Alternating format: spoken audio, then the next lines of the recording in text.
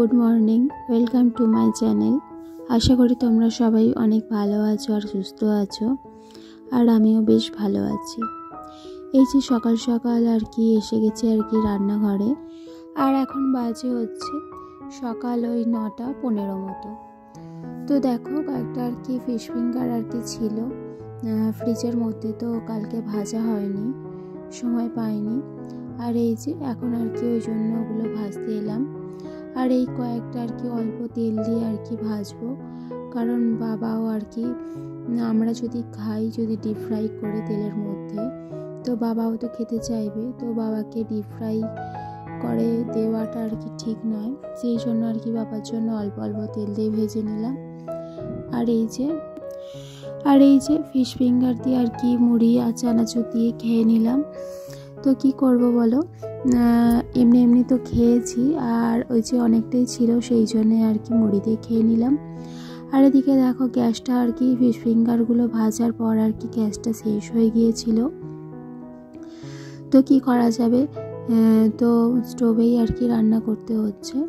আর এই যে ভাতটা বসানো হয়েছিল, তো ভাতটা হতে তো টাইম লাগবে, আর স্টোভে রান্না তো তাড়াতাড়ি হয় না, তোমরা সবাই জানো।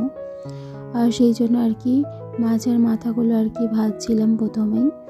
মাকে বললাম যে এগুলো আগে বানিয়ে নিই, তারপর লাস্টে আর কি ভাতগুলো হবে।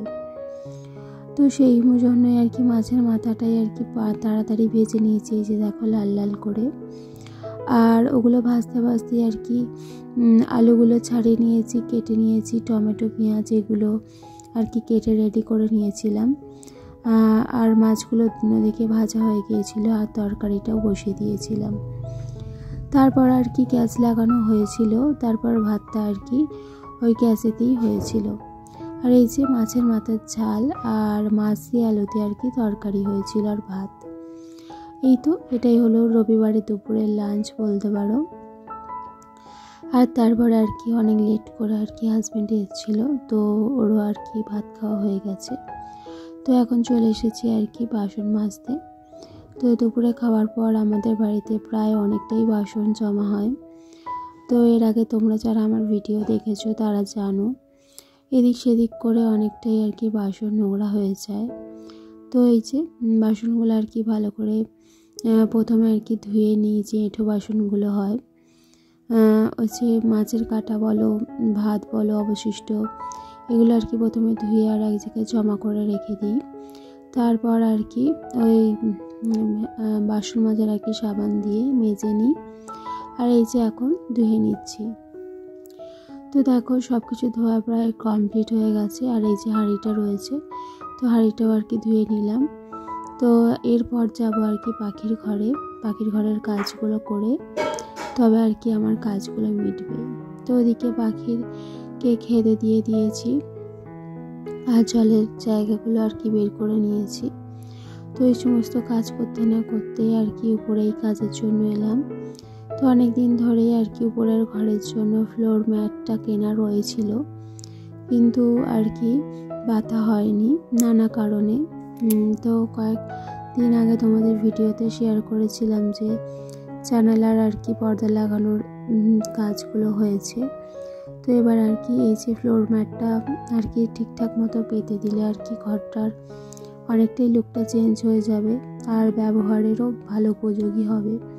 কি বলতো, যতই ধুলো আর কি ঝাড় দেওয়া হোক, পরিষ্কার করা হোক না কেন, মেঝেটা ঠিকঠাক সমান নয়, তো মানে মসৃণ নয় আর কি। সিমেন্টের যে লাল যে মেঝে হয় ওরকম হলেও নয়, ঠিক ছিল।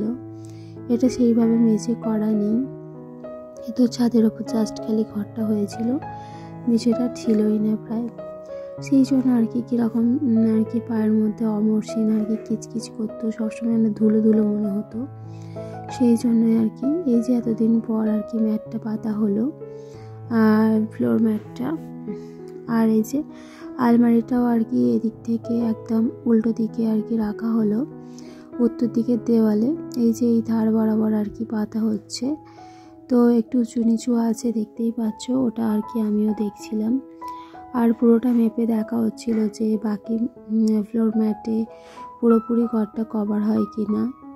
আর এই যে খাটের অংশটুকু কিন্তু বাদ দিয়েই কিন্তু পাতা হচ্ছে, এই যে দরজার সামনে যখন পাতার জন্য রেডি করছিলাম তখন দেখি দরজার আর কি মধ্যে আটকে যাচ্ছে। তো আটকে গেলে তো ওটা ছিঁড়ে যাবে, তো কি করা যাবে, সেই জন্য দেখো দরজার যে কবজার মধ্যে যে স্ক্রুগুলো থাকে তো সবগুলো খোলা হলো, হাজব্যান্ডই আর কি খুললো। আর এই যে দেখো ও আর কি অল্প আর কি নিচ থেকে অল্প একটুখানি বাদ দিচ্ছে।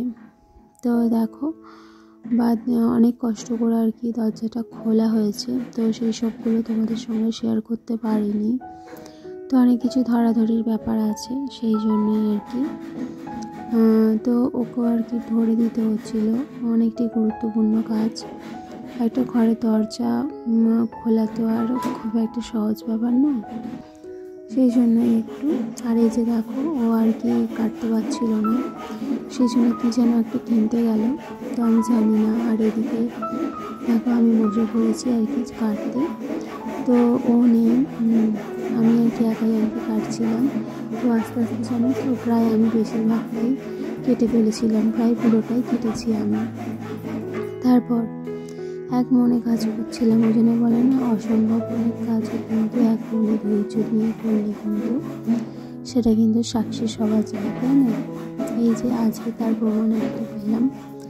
তো যাই হোক এই কাজটা আমি এগিয়ে রাখছি, এসে আর কি তারপর বাকিটা না হয় একটু ঘষাঘষি যেগুলো দরকার হবে সেগুলো করে নেবে। তো আমি যতটুকু কেটেছিলাম কিন্তু পুরোপুরি মসৃণই হয়েছিল, আর এটা করার দিয়েই কাটছিলাম। আর এই যে দেখো এখন প্রায় কাটাকুটি কমপ্লিট হয়ে গেছে দরজাটা। আর এদিকে দেখো কাঠের কত গুঁড়ো পড়েছে দেখতে পাচ্ছ। এই ফ্লোরটা আবার কি বলতো, স্নান করার আগে আমি ধুয়ে গিয়েছিলাম, তো আগের দিন একদিন সার্ফ দিয়ে তো ভালো করে ধুয়েই তো ছিলাম, আর আজকে কিন্তু আমি আবার ধুয়েছিলাম।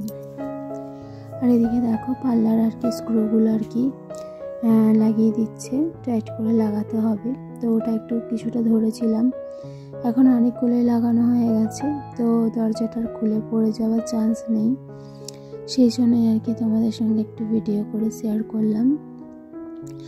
আর বাইরে দেখতেই পাচ্ছ অন্ধকার হয়ে গেছে, কিন্তু যখন কাজ শুরু করেছিলাম তখন প্রায় বিকেল ছিল।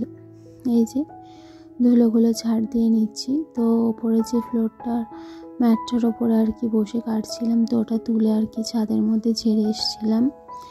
আর এটা আর কি করব, ঝাড় দিয়ে আর কি বাইরে ধুলোগুলো বের করে দিয়ে তারপর ফ্লোর ম্যাটটা পেটে দেখে নিলাম যে দরজার পাল্লাটা ঠিকঠাক বন্ধ হচ্ছে কিনা।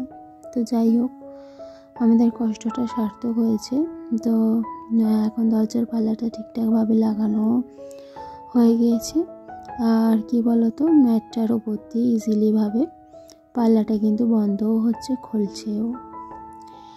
আর দেখো বিছানার ওপরে কয়েকটা জামা কাপড় আজকে বেলার থেকে ভাঁজ করে রেখে গেছি, তো এখনও আর কি আলমারির মধ্যে রাখা হয়নি। ওই সেই একেবারে রাতের বেলা যখন ঘুমাতে আসবো রুমের মধ্যে, তো তখনই আর কি তুলে রাখবো। তো প্রচণ্ড কাজকর্ম করে বুঝতেই পারছো কাজটা হয়তো ভিডিওর মধ্যে হয়তো কতটা বুঝবে তোমরা জানি না, কিন্তু কাজটা কিন্তু ইজি ছিল না। তো দেখো যাই হোক ফ্লোর ম্যাটটা দেখো পাতা হয়ে গেছে, কমপ্লিট হয়ে গেছে। তো অনেকদিন ভাঁজ করা ছিল, প্রায় 2.5 মাস মতো ছিল বলতে পারো, ঘরের মধ্যে আর কি কেনা, তো সেই জন্য একটু ভাঁজ হয়ে আছে। আর এগুলো প্রথমে আর কি পুরোপুরিভাবে ঠিকঠাক আর কি বসে না, হাঁটা চলার পর আর কি সমান হয়ে যায়। তো দেখো এখন প্রায় 10:30 বাজে, তো রুটিগুলো আর কি বেলে দিলাম এই মাত্র, আর ভিডিওটাও এখন শেষ করে দেব। তো রুটিগুলো বেললাম আমি, মা আর কি শিখে নেবে। এই যে আজকের ভিডিওটা কেমন লাগলো তোমরা জানিও। তো আজকের মতো এখানে ভিডিওটা শেষ করছি, আর ভালো লাগলে ভিডিওটা লাইক করো, কমেন্ট করো, শেয়ার করে